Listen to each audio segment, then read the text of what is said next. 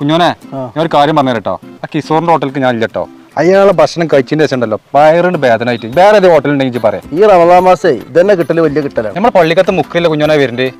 പഠിച്ചോനെ പറ്റ ഒടിഞ്ഞൊക്കെ ആള് നോമ്പ് നല്ല ഏറ്റ കോലുണ്ട്.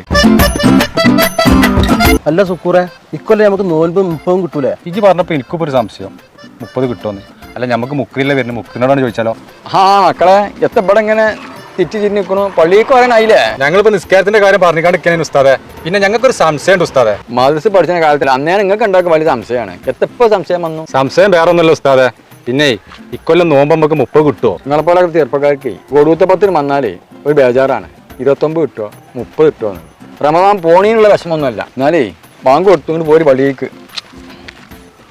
എന്നാലും നമ്മളെ സംശയത്തിനുള്ള മറുപടി ഉസ്താദ് തന്നില്ലട്ടാ. അതിനുള്ള മറുപടി ഞാൻ പറഞ്ഞുതരാം. എനിക്ക് ഈ 29 ഒഴിവാക്കി എനിക്കും എനിക്കൊക്കെ ഞാൻ ഒന്നും കൂടി ഒഴിവാക്കിയാലേ